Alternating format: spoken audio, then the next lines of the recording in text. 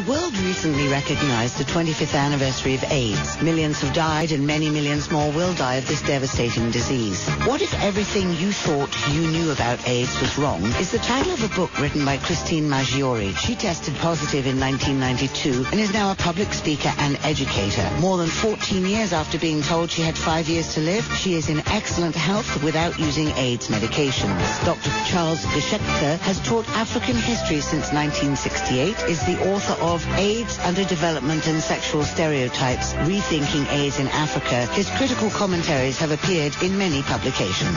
Join us this Saturday on the Saturday Special with your host MZ and guests Christine Maggiore and Dr. Geshekter from 10 a.m. to noon as we discuss a different side of AIDS. That's this Saturday on the Saturday Special from 10 a.m. to noon on your audio-inspired discussion station, AM 1080 KSCO.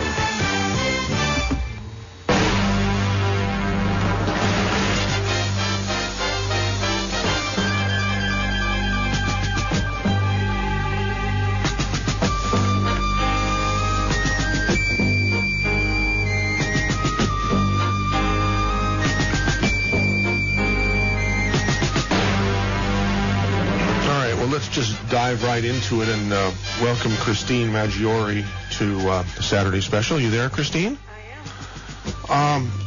Wow, you've got AIDS. Do you really have AIDS? Maybe it was a misdiagnosis. What do you think? Well, testing positive is different from having AIDS in countries where you need to test positive in order to be diagnosed with AIDS. Most people don't know that in Africa and other parts of what we call the developing world, people are given an AIDS diagnosis with no test. In my case, I tested positive. Wait a minute. Why would that happen? I mean, how can, without a test? Mm-hmm. I mean, how? Why? I mean... Because the idea is that to save money and to work in situations where there's no access to laboratories and other means of medical care that one would receive here in the United States, they simplify things by diagnosing AIDS in people who have primarily 4 clinical symptoms: fever, weight loss, persistent cough, or diarrhea. And that's used throughout parts of, most all of Africa. Any time you hear about AIDS cases, they're based on not having a test, but having those clinical symptoms, or simply having computer models give estimates based on very small numbers of people actually being tested with tests that are not the kind of tests that we would be given here, because it would be considered medical malpractice. Oh my gosh! This thing goes many, many layers deep. Well, that. So your question was, do I have AIDS? No, I don't. Unless you read some media reports in which I am said to have AIDS, but I do not. That's never happened to me. So. Okay, and from what you just told me, there are an awful lot of other people in the world who supposedly have AIDS who don't. Well, it's very difficult to distinguish what's going on in part of the world that very few of us visit or know a lot about, because it's precisely in these countries where people suffer from a variety of illnesses caused by poverty, malnutrition, lack of clean water, lack of access to basic medical care, civil wars. These same situations manifest in symptoms that for the last 20 years have been thrown into this AIDS pile. And rather than receiving relief for their hunger, for the fact that they have no clean drinking water, no sustainable agriculture, unemployment, civil unrest, we're sending condoms and highly toxic medications. That's just scary. That's awful. Well, tell us a little bit about yourself, okay? I mean, you were supposedly diagnosed with AIDS in 1992, I believe, right? I tested HIV positive in 1992 as part of a routine medical exam. I had no symptoms or particular concerns. Just out of the blue, right? Well, I was told it was the politically correct, socially responsible thing to do, was take this test. I've been living out of the country for a number of years and really wasn't aware of the whole campaign around this idea that everyone should be tested. So I did it like I vote, I recycle. I just thought it was another good thing to do. And I was shocked and devastated when I was told that the results were positive and I could expect to die in 5 to 7 years. Yeah. And so that stopped your life short, I'm sure, It right? did, definitely. It sidelined it. I became a very active public speaker and educator for several prominent AIDS organizations, and also was nominated to the board of an organization in formation then called Women at Risk. Well, what were you speaking about then, and what had you done before this devastating diagnosis or misdiagnosis? Well, during the same period in which I had tested positive, I was running a multi-million-dollar clothing company that I'd accidentally started with some business partners. I'd been living in Italy, and I was also going to school to get my degree in business, to finish my degree in business, and that just came to a crashing halt because I believed that I was going to die shortly, and I thought it was my duty to preach the, things that we hear about AIDS awareness to other people and hopefully save them. So I was very passionate. Safe sex and no meat, no meat. These drugs are helpful. Safe sex. It could happen to anyone. All the things that you hear, I was a very passionate proponent of until I stopped at the urging of friends and examined some information that I had heard about but thought was absolutely ridiculous. And that's what my book is about. And you stumbled upon that too, as well? I mean, what was this information? Give us a clue. Well, there's a whole body of scientific, medical, and epidemiological information that exists out there that the organizations I worked for and all the AIDS organizations they don't present. They don't give that to you when you test positive. And they know about it. They're just they dismiss it. Mm-hmm. They regard it as stupid, foolish, misguided. They say that the people who put this forth are anything from baby killers to Holocaust deniers and homophobes. And I was very suspicious about that very emotional reaction to what's supposed to be scientific information. So I looked into it anyway, and it was so practical, and it addressed so many of the anomalies I noticed. Even in my short time as being HIV positive, there were just things in my education and my own experience that didn't add up. And this information put it into a very clear perspective, and I thought it merited further discussion, and I was turned down on this idea of a debate and, just respectful, open public dialogue on this topic to come to answers about what the heck was going on. Certainly we have no solutions. So you must have some thoughts about why you were turned down. I mean, what are they trying to protect that you were about to blow? Can you figure, Well, I think that it comes down to things that all of us human beings suffer from. We have a fear of change. We have a fear of loss of employment. We have a fear of espousing a cause with great passion and perhaps discovering that we've been working towards something that is not, and maybe even the opposite of what we thought we were doing. When I discovered this information, I could no longer go out and preach AIDS awareness in the way I was taught because I felt it was causing more harm than good, and it was very misleading and not direct and honest. So did you start preaching AIDS awareness in a different manner? No, I just started examining this information and getting together with other people, and we would discuss it in groups. People noticed that things didn't add up in their own lives or in the medical literature. And eventually we founded what we thought would be an ad hoc organization where we would have a debate. We would invite a debate here in Los Angeles, a big city full of lots of AIDS organizations and doctors and activists. And it was remarkable in that it took about 5 years to get a debate on this topic going on, and it was a one-time only event. And it was surprising what occurred. Why did it take so long, and why was it one time only? We were turned down by AIDS activists, AIDS organizations, AIDS doctors, because they said the information that we wished to bring forth and discuss was simply too dangerous, that people given an opportunity to examine this might interpret that. It's always assumed that people who are, quote, at risk are stupid and ignorant. And if anything was discussed that might put what we think we know about AIDS in a critical light, they would throw away their condoms and start having unbridled, unprotected sex and possibly all become HIV positive and therefore die of AIDS if we were simply to discuss the scientific and medical merits of what we call the HIV/AIDS hypothesis. Mm-hmm. Okay, let's welcome our Dr. Geshekter here, who's from the department, Professor Geshekter from the Department of History at Cal State University, Chico. Let's bring him on. Dr. Charles, are you there?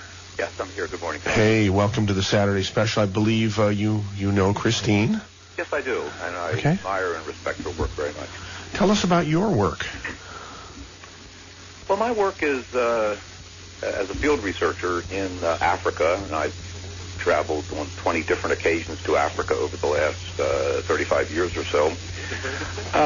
Most of my work has been on Somalia and Djibouti and Ethiopia, kind of rough neighborhoods in Northeast Africa, and it was in the late 80s, while working primarily in Somalia in semi-desert areas there, that I came to the startling conclusion that, according to the World Health Organization's definition of an AIDS case in Africa, which, as Christine has pointed out, differs decisively from an AIDS case in the United States, I discovered to my shock and horror that actually I had all the 4 clinical symptoms that would warrant an AIDS diagnosis in Africa: fever, persistent cough, weight loss, diarrhea. And those were normal things that I acquired working in desert areas, subsisting off of a diet of smoked camel's milk and some bad meat and occasional vegetables in Somalia. And then I discovered if I got on an airplane and I went from Mogadishu to Nairobi, Nairobi to London, London, San Francisco, and back to Chico, the AIDS seemed to vanish. And so it led me to wonder exactly what was an AIDS case in Africa, and also, more importantly, how were these statistics, which dominate almost any report you'll read about AIDS in Africa, how were these statistics actually gathered?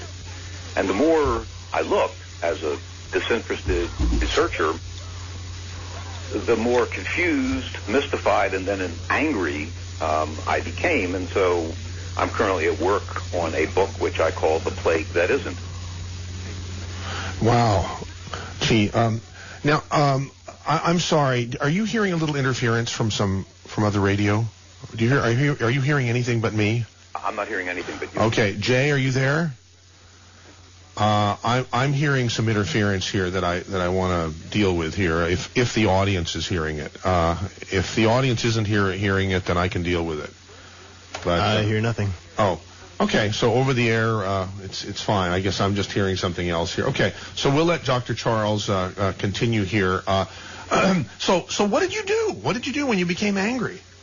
I did what any scholar should do, and that is to try and provide a different context or a different set of explanations to perhaps delineate what it was that was making Africans sick, which is something I don't deny whatsoever. I think that the continent itself, over the last 30 years, has certainly degenerated in many ways by any kind of statistical measurement.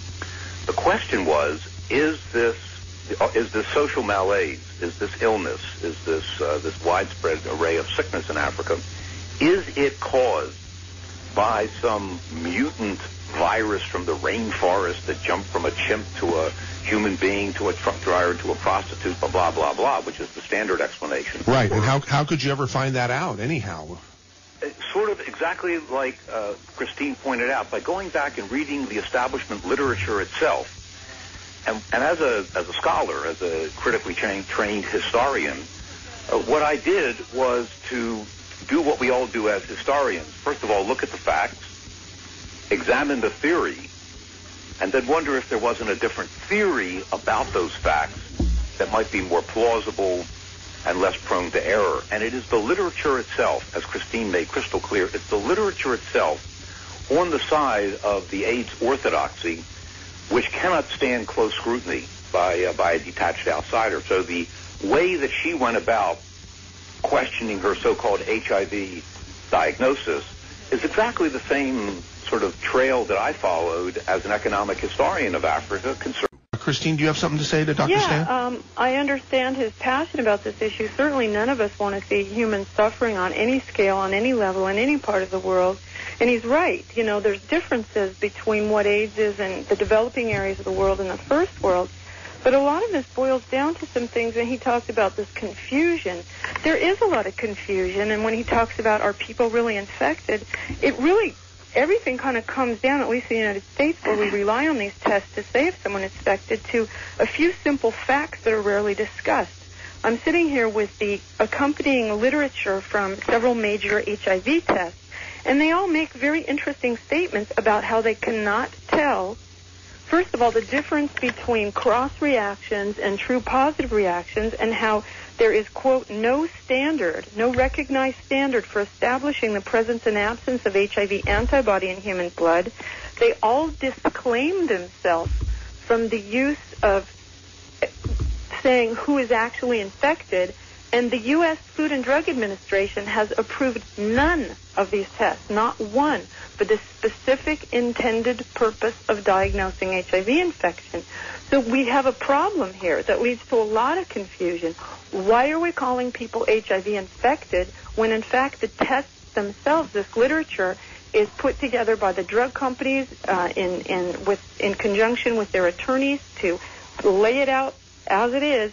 They say that these tests cannot be used to detect the virus itself or any specific markers. Well, I'm sure that you're well aware of the fact that after you have the HIV Wait. Christine, I'm not sure you can hear Dr. Stan. No, I can't. Okay, speak up louder, Dr. Stan. We're too many of us are on conference here. All right, if you speak really loud, hold on. Just you hold down, Christine, for just a second. See if you can hear Dr. Stan. Go ahead. Dr. Stan, go ahead. Well, I'm sure Christine knows full well, as she says this, that after you do an HIV test, you do a confirmatory test. And then you do another confirmatory test, and there are other confirmatory tests. So you talk about one thing, you talk about the unreliability of the HIV test, which I agree with you, it's not 100% accurate, but you ignore the other tests that are done to confirm this. And so what we do is we begin arguing whether the epidemic is there, whether we should be doing testing for it, whether we should be trying to stop its spread, and we're arguing the wrong issue.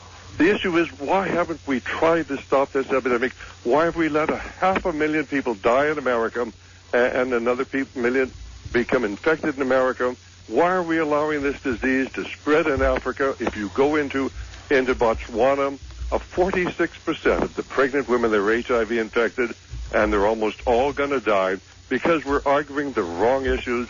There is an organized effort of disinformation out there, and Michael, I hope you'll have the courage to invite me down sometime, and I would be glad to spend 2 hours talking to you about population control. We are really killing off Africa, and we're killing off the blacks here in America, because this is primarily a black disease. In the United States, it's not a white disease. Michael, can I comment? Please, Dr. Charles. Yeah, you know. Listen, I could not disagree more with what your Dr. Stan is saying. First of all, let's be crystal clear about something. If he wants to claim that there is some kind of a demographic effect that AIDS, and I'll get back to the definition in a second, is having on Africa, he's going to be hard-pressed to explain how the population of Africa has grown by over 250 million since the onset of the so-called, age of AIDS. He asks, is anyone denying that there's an AIDS epidemic? He wants to frame the question that way. My answer is, let us be clear on what AIDS means in Africa. And if he is asking, is there an epidemic of high fever, persistent cough, weight loss, and diarrhea, I'm going to tell him absolutely there is just such an epidemic.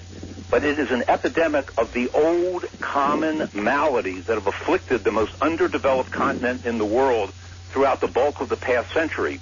And what's killing Africans... Excuse me, I hate to do this, I know you're on a roll, but someone, either Dr. Stan or Christine's nose is breathing on the telephone handset, and it's very irritating. So be conscious of that, please. Okay. All right, go ahead.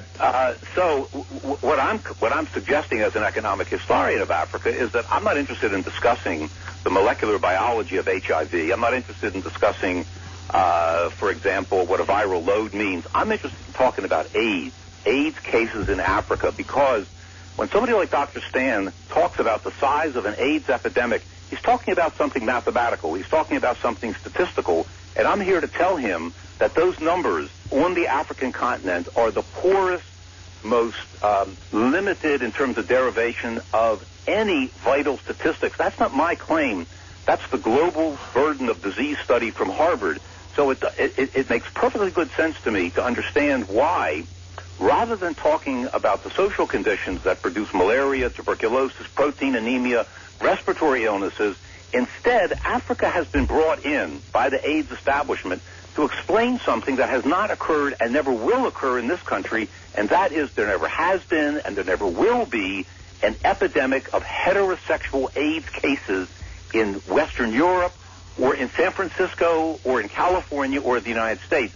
And there's no way to explain that if, in fact, you believe that AIDS is caused by some kind of a virus that spreads sexually. Hence, the emphasis on Africa, which is what I would like to talk about. When somebody says, well, what about Africa? I'm the guy to answer that question. Anytime Dr. Stan would like to go toe-to-toe on that point with me. Well, why don't you start now? I would love to, but right now I think the important thing, I would agree with you, the WHO definition of AIDS was specifically put out to confuse people and to give a justification for this planned confusion as to whether or not there is any AIDS epidemic in Africa. I've talked to many of the doctors from Kenya and from Tanzania, and they will tell me that so many people are dying of what they consider to be AIDS, not this crazy World Health Organization confusing definition, but people that have an entirely different disease with a low CD4 count and an attack on their immune system. I believe there's a planned effort to confuse us about the issue.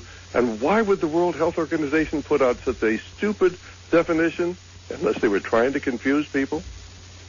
Actually, that's not the answer. The answer can be found in some of the people who were actually at the famous Bangui conference in October of 1985 in the capital of the Central African Republic that was sponsored by France and by the World Health Organization. And it's Joseph McCormick and his physician wife in their book called The Virus for Hunters who make it crystal clear that there was a bandwagon, they admit that, I don't have the quote in front of me, in that book, there was a bandwagon effect that was taking hold by 1985, and a lot of people in Africa and other public health people wanted to get aboard that bandwagon. And so they came to a very hastily concluded definition of AIDS in Africa, so as they say, along with Kevin DeCock from the CDC, that they knew what they were counting. That is the history that needs to be gone back, looked at, unraveled, and demystified. And then if you do that, Dr. Stan, you will see that the so-called epidemic of some sexually transmitted virus vanishes. Now, if I were Dr. Joseph McCormick or Kevin DeCock, I would not want to have that revisited under any circumstances, and I wouldn't blame them for concurring with what you just said about planned confusion. I don't give them that much credit. I don't think there was planned confusion. I think it was laziness and a kind of bandwagon mentality that took over at the time. Well, Chris, I would point out that if you go into a country like Zambia or some of the other countries where this disease has had such a profound impact, or Rhodesia, where they previously had an average age of for a male of 60, now it's down to about 36 years. You point out that the population of Africa has grown by a couple of million. It would have grown probably by 100 million more or 50 million more if it had not been for this disastrous epidemic that is there. And there is an HIV epidemic. There is, and it's not just HIV, it's a combined infection. And if we had time, we could go into the part that mycoplasma plays in this, which nobody ever wants to talk about. But, there is a population control agenda, which is the major thrust of American foreign policy. It was put forward in 1974 over the signature of Henry Kissinger. It's called the National Security Study Memorandum 200. National Security Study Memorandum 200, and they want to reduce the population throughout the world, specifically in Africa. They're doing a great job of it, and I'm sure you're very well motivated, but there is an AIDS epidemic in Africa, as there is an AIDS epidemic throughout the rest of the world, and there is an organized effort to get us arguing on the wrong issues. Is there an AIDS epidemic? Yes. Are people dying of it? Yes. And we could spend a great deal more time as to why we are not doing what is logical in the United States. Why are we not doing what's logical in Africa to stop this epidemic? And that would be something that would take us several hours to develop. Well, I couldn't. Listen, you do not have any statistical backing for what you said about say, rates of AIDS among blacks in America. For example, this notion that there's some kind of a plan to reduce the population of blacks doesn't square with the document I've got in front of me, which is the CDC's deaths final data for 2003, which came out April of this year, which makes it crystal clear that the differences in life expectancy between whites and blacks continues to narrow every single year. Now, if there's some kind of a mysterious and fabricated plan to reduce the black population of the United States, which is belied by all the statistics you can ever amass on this issue, which is, I think, crucial, how do you explain how the black population continues to gain ground when the white population is in every kind of mortality pattern, any kind of statistical measurement over the last 30 years? Explain that to me. Well, we're talking about AIDS, aren't we? Aren't we talking about AIDS? And we're talking about AIDS in the United States, and 60 to 65% of the new AIDS cases in the United States are in black population. Can you explain that to me? Well, of course I can, because... Why is 60 to 65% of the new AIDS cases in the United States in the black population, and why is the incidence of the disease so much higher in the blacks than in the whites, in Africa and in the United States? Because AIDS is a disease of poverty and lack of medical attention. Yes, there are racial disparities between whites and blacks in this country. What you have to answer is what has happened. Don't give me rates, Dr. Stan.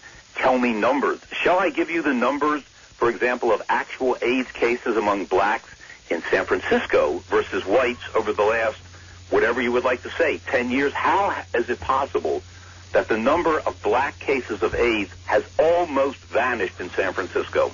How is that possible? Well, I'm talking about throughout the country. Why do you want to go to San Francisco? Why don't you look at because the CDC? Unlike you, I've got wait a minute. right in front of me. Please don't interrupt me. I gave you the chance. I was not rude and interrupted you. I have the CDC statistics, and I will be glad to provide them for any of your listeners out there if they want to contact me, showing that the predominance of new AIDS cases in the United States and new HIV infections is in our black population. And the reason for this is because there are certain racial differences, genetic differences between black and white. And anybody could read my article. It was in one of the major medical journals, and I'll be glad to send a copy of that to any of our listeners, where we point out, quoting the scientific differences, that it has been definitely shown that blacks are much more prone to get this disease than whites. It's just not borne out by the data right in front of me from the San Francisco Public Health Department. Well, why don't you talk about, wait a minute, 1 minute, you're talking about San Francisco. Hear me out now. 99 cases of AIDS among blacks in 2001. 72 cases of AIDS among blacks in 2004. 60 cases of AIDS among blacks in 2005. And through the first quarter of 2006, 1. I would simply point out that I have the CDC statistics that point out that in the United States, 60 to 65% of the new AIDS cases are in blacks. One of us is lying. You won't give me a number. I'm not interested in rates. Give me the absolute number, not the rate. How many new AIDS cases among blacks are we talking about in 2005? That's the number I want to hear from you. Well, if you would like, I will go get those figures for you. I got to hold on the line here, Michael? Yeah, we'll put you on hold here. So go ahead. We're getting close to the top of the hour anyhow. I think Christine was, both Christine and Charles both were, a little irritated with what they heard from Dr. Stan. So what is it that bugged you guys? Well, I wanted to talk about, I'm not as irritated as I am disappointed in the portrayal of this, idea that our discussion is anti-logical and confusing when, as a matter of fact, we are putting forth facts. There's no conjecture, there's no stories, we're not talking estimates or rates. It's just simple facts. And one of the things that I found disappointing was Dr. Stan's suggestion that I'm simply looking at the wrong test kit literature when I say that there are no tests actually approved by the Food and Drug Administration for actually diagnosing HIV infection. I have them all in front of me. One is a confirmatory test that he apparently believes remedies the situation with the non-specificity of other tests is the viral load test. The literature says right here, the viral load test is not intended to be used as a screening test for HIV or as a diagnostic test to confirm the presence of HIV infection. So it's saying it cannot do what Dr. Stan believes and what many people believe and what it's used for every day, which is anti-logical and a big problem. Another problem that I want to mention briefly with regard to HIV tests is there's no standard interpretation within the United States, within government agencies, between government agencies and health agencies, or even from lab to lab as to what constitutes a positive test result. Just to give one brief example, the Department of Defense uses the highest standard for saying someone tests HIV positive. The blood banks, the American Red Cross and blood banks use the lowest standard. Their mission, their aim is to protect the blood supply. The Department of Defense wants as many new recruits as possible. So they tailor their interpretation of the test to suit their agenda. When you go in and take an HIV test and you give information about yourself, that is used in interpreting the results, and all the results are interpreted differently depending on where you're testing and who you say you are, and none of the tests can actually diagnose the presence of HIV itself or any specific lab markers. Share with Christine a kind of dismay and disappointment what I heard. For the listeners who are interested, I mean, there's plenty of places you can go and do some reading on your own. I want to highly recommend a very powerful article that appeared in the mass circulation monthly magazine Harper's in March of this year. It was called Out of Control, AIDS and the Corruption of Medical Science. I'm told that issue of Harper's sold more issues than any other issue in Harper's history. Readers can then go look at the May 2006 issue of Harper's, and they will see a good cross-section of letters, both pro and con.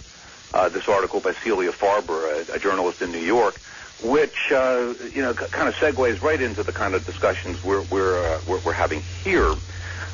My point, I guess, back to Dr. Stan, is that there is abundant evidence, clear evidence, on the part of Dr. Jonathan Fishbein, for example, about the corruption of trials that were held in Uganda involving certain highly toxic drugs that were said to be, containing or controlling or remedying or eliminating HIV. Like I said before, I'm interested in AIDS cases, and he knows that perhaps a crucial distinction is between what are known as surrogate markers, which the doctor can explain to your listeners, or I can, versus what we call clinical endpoints. A doctor always asks a patient, how are you feeling? And then after the prescription of some medication says, how are you doing? And are those medications actually attending to the clinical symptoms? What's being done about a high fever, or a cough, or a diarrhea, or a weight loss? That's what interests me as an economic historian concerned about the health and well-being of people in Africa. My final point here, Michael, is this. What you've had from Dr. Stan is a wonderful example of what I call the cultural romance with biological or chemical solutions to social problems. He would like to medicalize poverty, sexualizes African life, he infantilizes Africans in general with these wild stories about conspiracies over population control, which are absolutely belied by the kind of statistics I tried to give him for all of Africa. But if you'd like to look closely, as I can, at South Africa or Ethiopia or Somalia or Kenya, I'm happy to go there with him, or San Francisco. It doesn't matter. I'm interested in local statistics as best as I can marshal them. Okay, let's bring Dr. Stan back on. Well, I told you I would get the statistics. The latest statistics from the CDC were published in 2005. We'll be getting the 2005 statistics soon, but this talks about the number of people living with AIDS in the United States for the year 2004. Whites, there were 145,935. Blacks, 178,233. Why are there so many more blacks with AIDS, living with AIDS in America? There aren't so many more. I thought you were going to say 1 million blacks or something. That's not so many more. Michael, will you please let me go on? Those are the number living in the United States with AIDS. When blacks make up about 10 to 12% of our population, and the majority of the cases of AIDS, we should ask why. Now let's go to the statistics, the number of cases that were actually diagnosed in the year 2004. These are the number of new cases that were diagnosed in the United States. There were 12,000 whites and 20,965 blacks. So the disease is predominantly in blacks in the United States, and the reason is because there's a disparity in the genetic structure, and there's two genes that the blacks have that we don't have that makes them much more susceptible to this disease, which is why it is so much more prevalent in Africa than it is in the United States. And I'm not questioning, first of all, that, there is a lot of planned confusion as far as the diagnosis is concerned. They differentiate HIV and AIDS. It's all part of one disease, only with the HIV, why, of course, you don't necessarily begin to get the drop of your CD4 count. Now, as far as the diagnosis is concerned, and I'm sure, was it Christine who's our young lady there? Yeah, she's not on. She's on hold. I'm surprised she didn't mention the Western Blot test, because you make the diagnosis of HIV by, first of all, doing a LISA test, and if it's positive, you repeat it again, because it can give you a false positive. Then you use a Western Blot test. If you have the two of them confirmatory, there are other tests you can do. You can actually test and identify the virus, and they've done this in the military, but it's not ordinarily done, because the other two tests, if a couple of ELISAs are positive and the Western Blot is positive, why, you're probably 99.5% sure. They can raise questions, my goodness, there are, sometimes you get a false positive. I can tell you that as a physician, sometimes they get a false positive biopsy on cancer, but are we to stop doing all biopsies for that reason? And what, of course, is being suggested is we stop doing testing for HIV. And then, of course, we carry over, there is no epidemic in Africa. Yes, there is an epidemic in Africa. Yes, a lot of people are dying of many other things. They're dying of malaria, totally unnecessarily. We outlawed DDT back in 1973, and approximately 100 million Africans have died since then, about 3,000 a year. And, of course, right now there's a disinformation program to tell you that only 1 million people die a year of malaria. The figure is 3 million. You can verify that on the Internet by going to Google and typing in malaria, and then 3 million people die a year.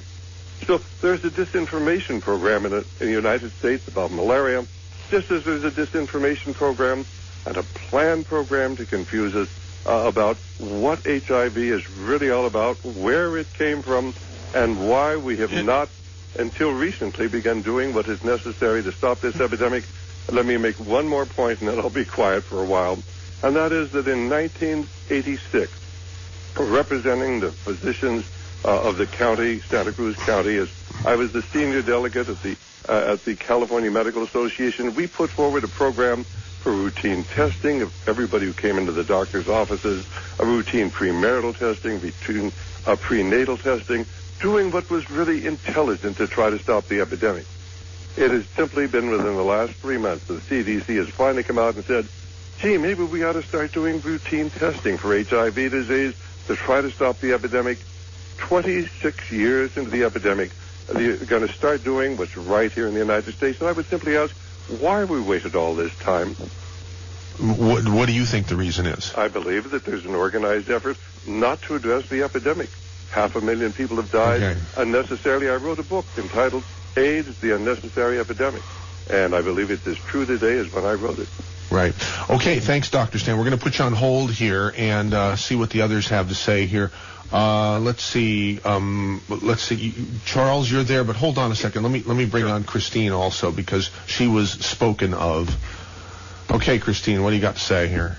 Well, I'm concerned with the evangelical tone of Dr. Stan's remarks. It would be better if we stuck to just the facts of the matter, and the fact of the matter keeps returning to the point that Western Blot, ELISA, viral load tests make no claims whatsoever that they are able to diagnose actual infection with HIV. I don't want to keep bringing that up to belabor that point, but it just seems to get missed in this discussion of his about purposeful confusion campaigns. And I'm also very concerned about the notion he puts forth of the genetic inferiority of blacks in their ability to fight disease.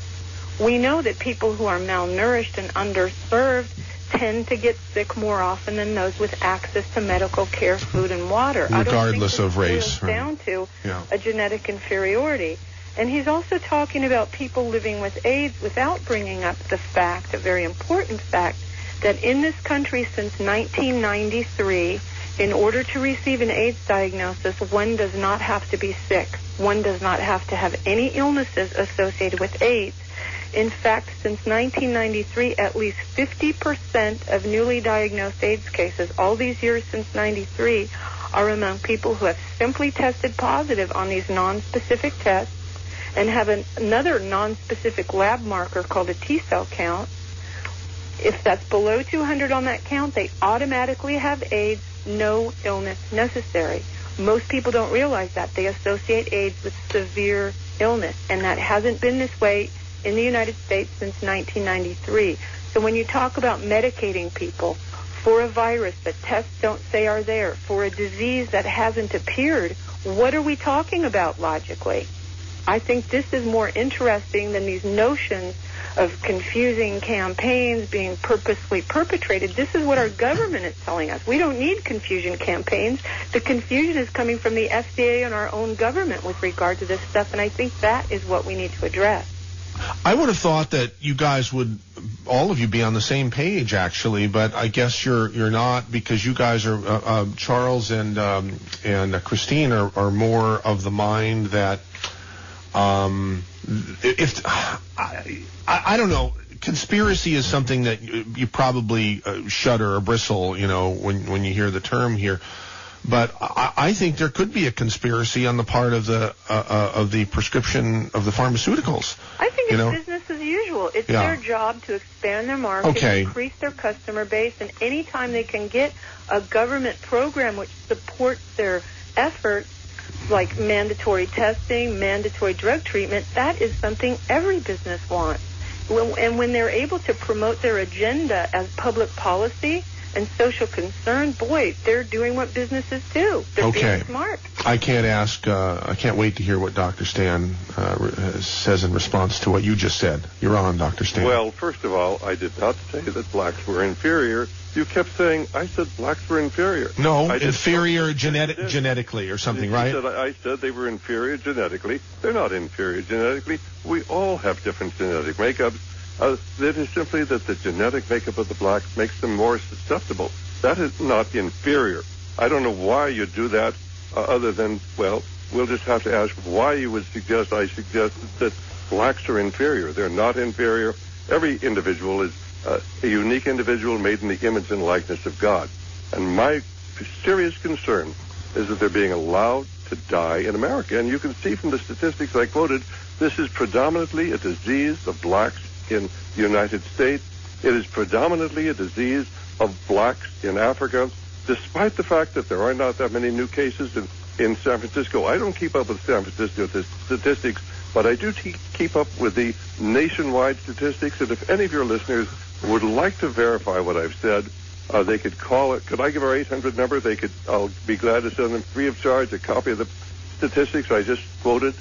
Sure, go ahead. 800-544-8927. That's 1-800-544-8927. And I'd be glad to send them a copy of my article, AIDS, the Untold Story, that was published in the Medical Sentinel back in 1997. Okay. All righty.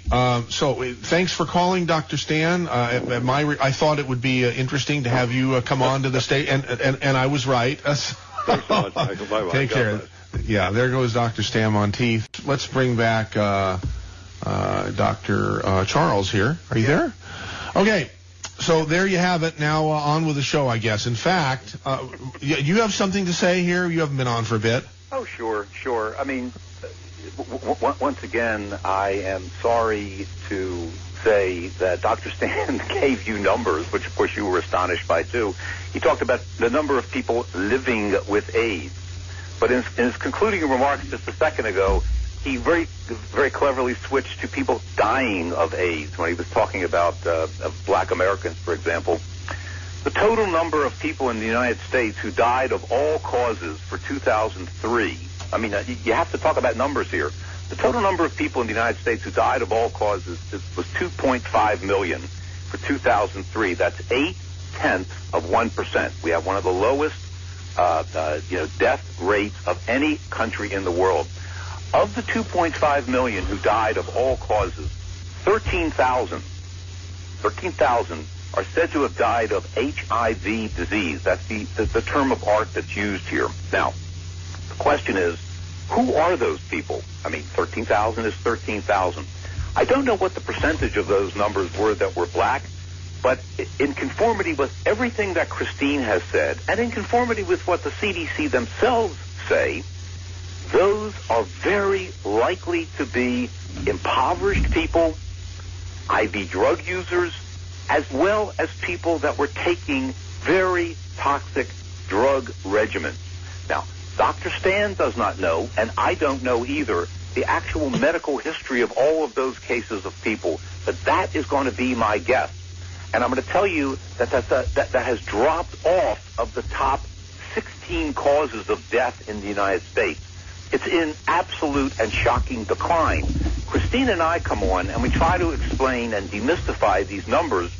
The demystification of those numbers, the reducing them in importance, is something that somebody like Dr. Stan or the AIDS orthodoxy cannot abide, primarily because their whole reason for being is to have high numbers, large numbers, grotesque numbers. And when you ask questions about those numbers, as I did with blacks in San Francisco, he waves them away. 1996, total number of AIDS cases among blacks in San Francisco, 194. 2005, 9 years later, total number of AIDS cases among blacks in San Francisco, 60. That's a 66% decline. I would think that would be good news. He, on the other hand, says that I'm garbling the statistics, but I don't need to give you an 800 number. I can just tell you to go to the San Francisco Public Health Department. There are the numbers. And once again, you're not a math instructor because it's not a 66% decline, it's a 33% decline. But that's okay. I just said 194 to 60. Excuse me. What's 230? No.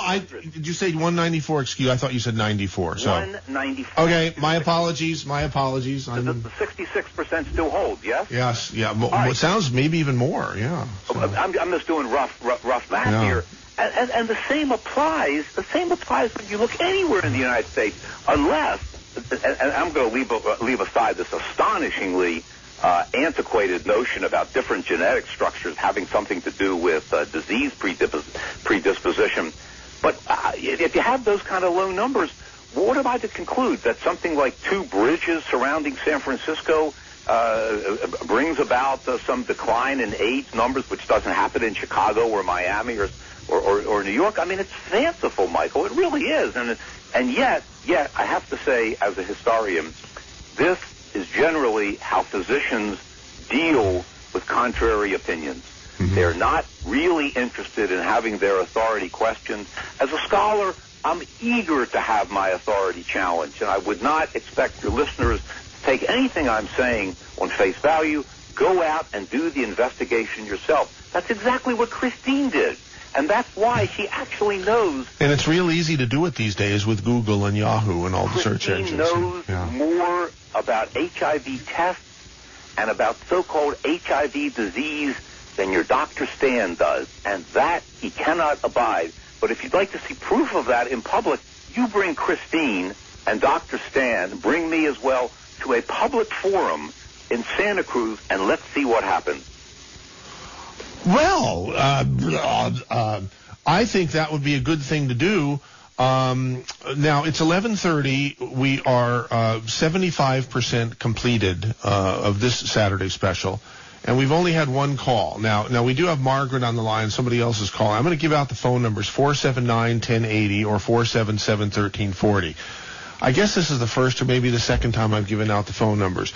But I always measure the interest of something on a particular topic, perhaps incorrectly, on the number of phone calls that we receive here at the radio station at KSCO. Okay, it's starting to ring again, so maybe there is enough interest. If there's enough interest, I'd love to do what you suggest. I think that'd be great. It'd be a wonderful event, some sort of a debate or something that we could hold in an auditorium or something. I'd love to get you guys together with Dr. Stan. I'm assuming he would say yes to that. But right now, let's see if we can, invite the public who's been listening to this broadcast to participate in it. We have open lines now at 477-1340. We got Don in Scotts Valley, Mike in Live Oak, Margaret somewhere, and our guests, Dr. Charles Geshekter and Christine Maggiore, and of course, I am MZ. Let's see. We also have a. If you want to email, it's mz@ksco.com.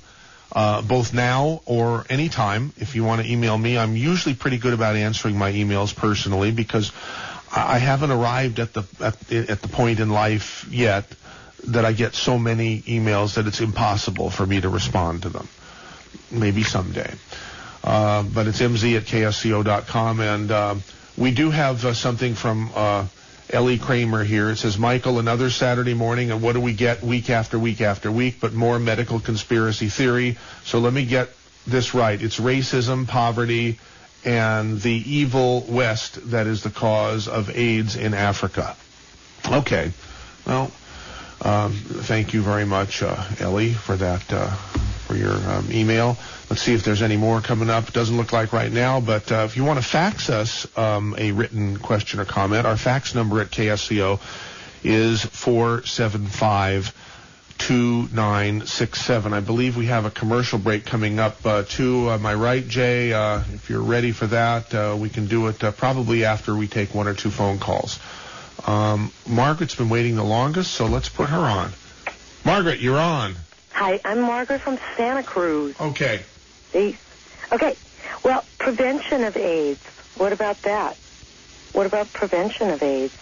I say don't do it in the butt bob all night long with every bob in town. That's how you prevent AIDS. Thank you. That was Margaret in Santa Cruz. Now here's Don in Scotts Valley. Don, you're on. Hey, good morning, Michael. Interesting show. Why, thank you. I couldn't stand it any longer. So I'm a first-time caller. Very interesting show. The first thing is I'm in a puzzle. I don't understand what Dr. Charles and the good lady are advocating. I don't understand that.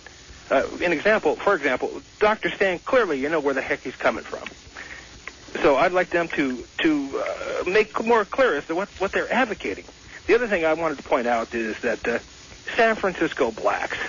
I mean, my God, the demography of San Francisco as compared to, Lower Alabama?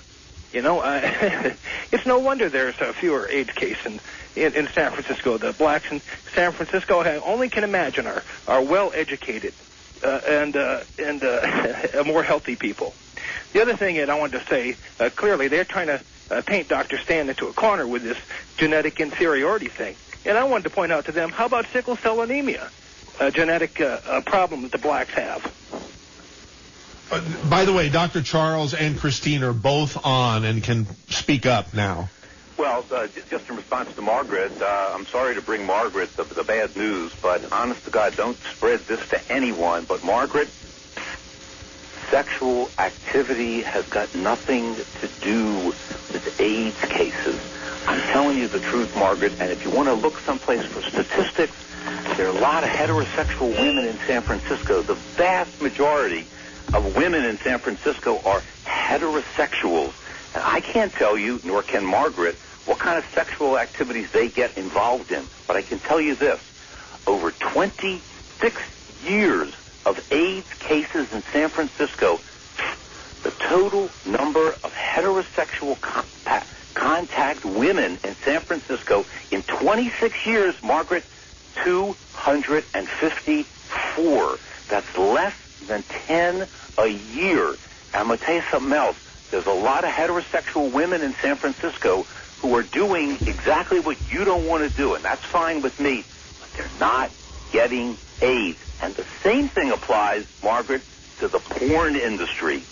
No AIDS cases. Very, very rarely do you ever see even HIV cases in the porn industry. Why is that? How is that possible? As to Don, what are we advocating? Common sense. Look at the data. Think for yourself. Ask yourself tough questions. Reason well, and don't expect to hear these kinds of things from the media. Why? Scott Adams said it very well. The cartoonist, who draws Dilbert, he put it very well one time. Scott Adams said, reporters are faced with a daily choice. They can either painstakingly research stories or they can write whatever people tell them. Both approaches pay the same. Pay close attention to stories that you read in the media and think, please, for yourself. The health of our democracy depends upon it. Okay, thank you. Christine, do you have anything to say in response to Margaret? I'll just briefly respond to the second caller, the gentleman who called in. I don't think anyone is suggesting, I can't imagine that in this day and age we're not able to see the socioeconomic impact of disease and health. Blacks are disproportionately affected by diabetes, heart disease, and obesity, as are people of color in general. Well, I think Scotts Valley Don would love it if you would say in plain English what it is you're advocating, because he doesn't understand that. Critical thinking, honest, open discussion, free access to facts so people can make informed choices about how to live their lives. Is that okay with you, Don, in Scotts Valley? I'm not clear on that. I mean, I would think that everybody in this conversation, everybody has called and has spoken, is in favor of all the things that she said and hopefully live their lives that way. It seems like these intelligent people have gone out and researched things, and they're moving toward what? I'm not clear. Clarity on the AIDS issue. Most people don't know the tests don't do what they say they do. They're not even approved by the FDA for the specific intended purpose of diagnosing infection. They disclaim themselves for the use that they're used for. Well, I think what Christine is saying... HIV. The drugs haven't been tested in people who test positive and people who don't to compare the differences and to assess if that slogan, treatment equals life, is true. Most people in this country since 1993 with an AIDS diagnosis have never been sick. I mean, there's things going on here that require critical thinking, open, honest discussion, and access to facts, and that's what we're advocating. And Scott, see, now that says like it. You're on the same page as Dr. Stan. I mean, and I hear you. What I hear you say when you say that is that there is there's an implied conspiracy here, and it seems like you're saying it from the pharmaceutical companies and what, the public health people? What I said is it's business as usual. Have we not seen the problems with the cholesterol drugs, how they had to be pulled off the market because they were hurting people? They're terrible things, statin drugs. We've seen a recent history of disasters coming out of our Food and Drug Administration. This isn't a conspiracy. It's business as usual. It's how businesses work. The pharmaceutical companies, just because their researchers wear white coats doesn't mean they're the good guys and they're benevolent. They answer to shareholders' bottom line. That's not a conspiracy. It's business. It's their business to expand their markets and sell their products. And if they can do that through public policy and social beliefs and political correctness, that's their job. They're doing it well. You don't need a conspiracy. We thank Scotts Valley Don for his call. Joe and Hollister and Mike and Live Oak stand by, but we've got Dave Allen here who wants to say his piece. Do it, Dave. How's it going? Hey, good, Dave. Dr. Charles, is it? Well, yeah, Dr. Charles Geshekter. Okay, Geshekter. Listen, I can't believe my ears. Now, usually I wouldn't bother a fellow talk show because I'm on there anyways, but what kind of doctor putting that on the airwaves? Sexual activity has nothing to do with the spread of AIDS? Well, that's big news for the world. How exactly does it spread? Okay. By eating potato chips? Sharing popsicles? Give me a freaking break. Okay, hold on. Let's put Dr. Charles on with you, Dave. Did you hear that? Sure. Okay. All we've got to do is go back and read the original article written in the New York Times in June of 1991 by Lawrence Altman, N.D., and you'll see that the first 5 or 6 cases of what later came to be known as AIDS were all widely promiscuous, admittedly promiscuous gay guys who were also massive consumers of drugs. That's right. So if you want to know why there was this outbreak of cases of immunosuppression among a small cohort of the gay communities in this country, it wasn't the sex that they were involved in. It was the amount of drugs that they were consuming in order to get engaged with that kind of sex. If those drugs lower their body resistance, which made them susceptible to viruses or sarcoma, the whole deal we call AIDS. It's called acquired immune deficiency. You acquire your immune deficiency. But in San Francisco, the bisexual guys are the ones that spread over the heterosexual community. I've been to San Francisco many times, and whenever I would go there as a musician, I was looked at by other women like prime rib. There's a shortage of heterosexual men. So they'll basically take whatever comes, literally, pun intended, but if they see a man that's pretty good, they'll hang with him, go to bed with him, mate them, what do you want to call it. Then the guy might be bisexual. That's how they get AIDS. Where do you think AIDS come from? Let me give you. I'll give you a number. You explain this. You explain this to me, Dave. You explain this. I'm going to tell you the numbers, CDC numbers from last year. You tell me how it's possible. In the adult film industry, which is a cohort of people between 18 and 25, who, let us agree, engage in more sexual activity than any other single group in our society. Over the last 4 years in the adult film industry, 81,000 HIV tests were administered to porn stars. The total number that came back positive, Dave, 11. 11. One out of 7,500. Explain that. How does that happen? Tell that to me. This is something I myself am privy to no information about because of my many contacts. First of all, the porno film industry, at least 12, 15 years ago, became big advocates of using barriers, protection is the word. Also, a lot of them will not do penetration. I don't want to get graphic here, but they don't do body fluid exchanges. If you notice, it's usually external for the glitter, that's what porn is all about. Also, most porn people make very good money. Most of them is working out at the gym. Their body is their money, is their business card. That's their asset. A lot of them are the vitamins, nutrition. A lot of them, I live right next door. You wouldn't even know about it because they're very average-looking, normal people. They eat well. They're not hustling downtown. It's a trailer park. I'm trying to say truck stop whore that's taking poppers, crank, alcohol, sharing weed, joints with everybody, exchanging body fluids for a couple of bucks. That's their business. It doesn't make any sense. You're a doctor, man. Come on. The vast majority of people in the society do not engage in homosexual activities. They are not IV drug users. They engage in healthy sex.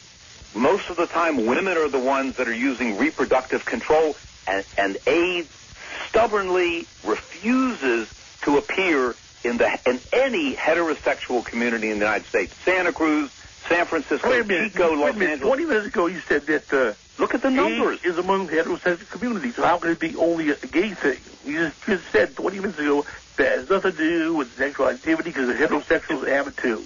26 years of AIDS statistics in San Francisco, David. The total number of heterosexual contact males in 26 years in San Francisco, 93. That's not even 4 a year. Tell me how that's possible. Because San Francisco is about 80% gay. It's not 80%. Have you been there? Have you been there? Have you ever been there? The same numbers are going to apply to Marin County and Santa Cruz County if I had those numbers in front of me, or Alameda County. Now we're talking about San Francisco, where the average income is about $60,000 plus a year. Marin County about $100,000 a year. Now these are people that are educated, they eat well, they diet, they have access to good medicine, health care, vitamins, supplements, they exercise. A lot of them members of the gym.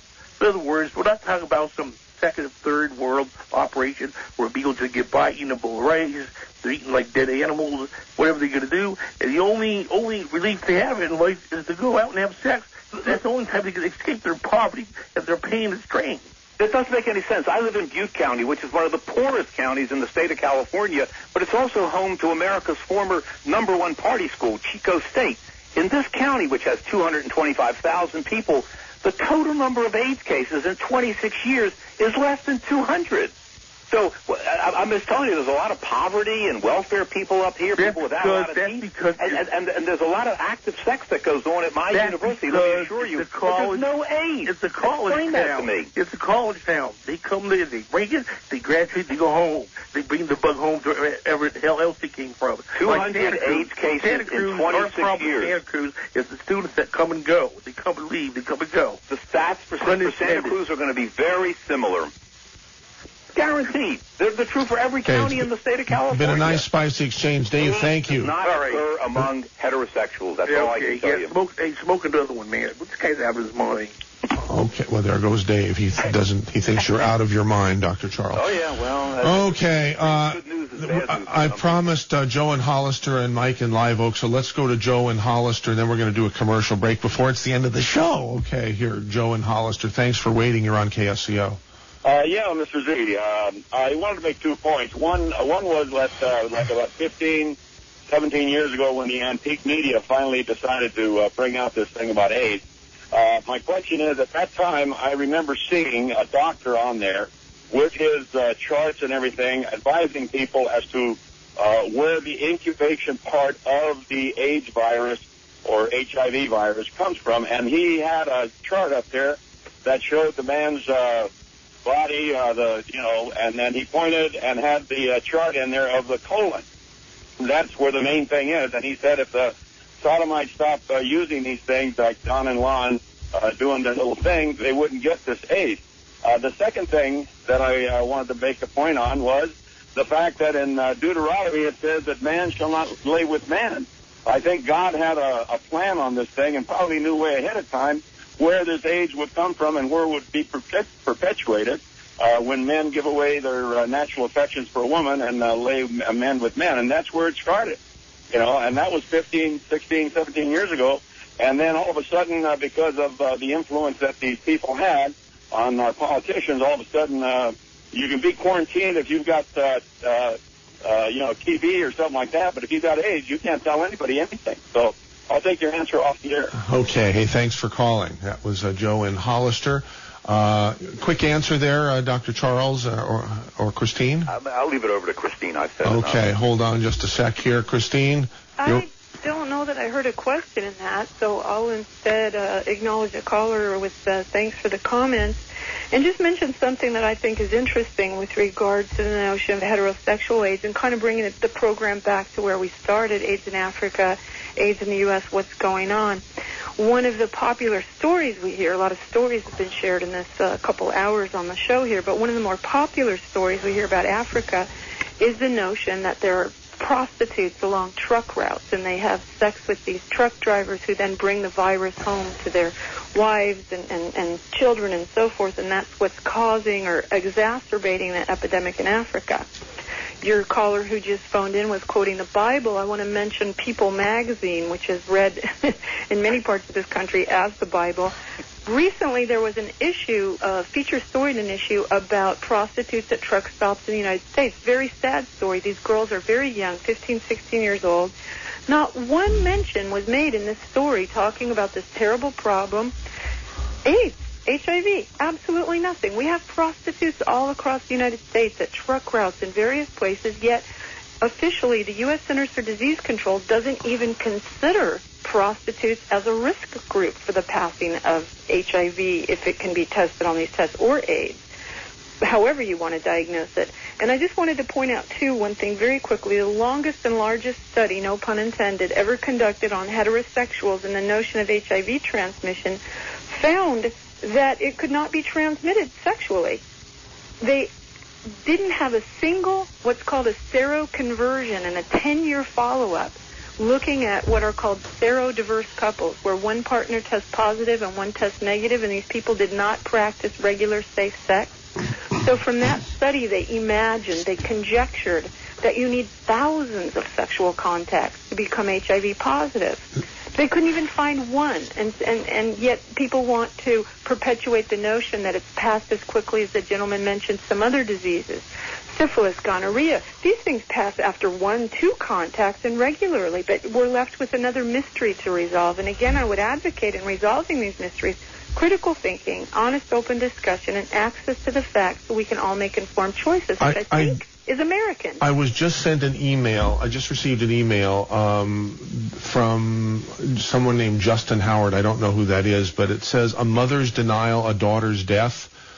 Apparently, this is from Times by Charles Ornstein and Daniel Costello. We could do a whole show on that. Yeah, it says, Christine, we're probably going to have to do that. I'm just going to read the first sentence or two. It says, Christine Maggiore was in prime form engaging in articulate when she explained to a Phoenix radio host in late March of 2005 why she didn't believe HIV caused AIDS. The HIV positive mother of two laid out matter-of-factly why, even while pregnant, she hadn't taken HIV medication and why she had never tested her children for the virus. 7 weeks later, Eliza Jane was dead. Wow. My daughter died in May of last year of cardiac arrest. Oh, my God. Following administration of an antibiotic for an ear infection. 3 different doctors, 3 pediatricians, medical doctors, saw her. I'm very careful with my children's health because of what I do, so I make sure they see at least 2 doctors anytime we go in for a checkup. 3 diagnosed an ear infection. All 3 heard nothing in her lungs. She did not have a cough. She had no symptoms of any kind of pneumonia. We gave her the antibiotic for the ear infection, and 36 hours later she went into cardiac arrest and died. We have to do a program. We have to do another program. That has been billed as my daughter's death from AIDS. And that's a terrible and vicious thing. Oh, my God. I can't... We can't suspend. I would want to suspend the next show, but we can't because it's perspective. Hang on. Let me tell you one thing. My 8-year-old son sitting right outside the door here, 8 years old, tested negative 4 times, raised in the exact same manner as his sister. My husband's outside.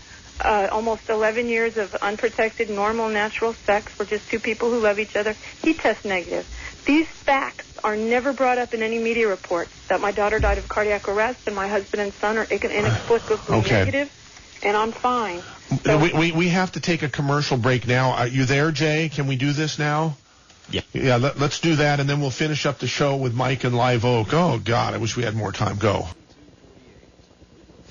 Okay, we are back on the KSCO Saturday Special, the home stretch of the KSCO Saturday Special, and just to prove it here, we will go ahead and take our last caller of the day.